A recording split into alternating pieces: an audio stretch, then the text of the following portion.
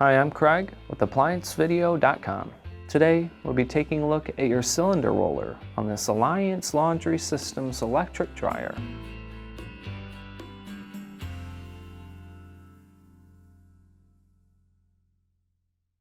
Stop. Before beginning any repair, always be sure to disconnect the power to the appliance. It is also recommended to test the outlet for the proper voltage. The main reason why you'd be replacing your cylinder roller is if the unit is making a squeaking noise as it spins. Now, click on the link below to view this repair video.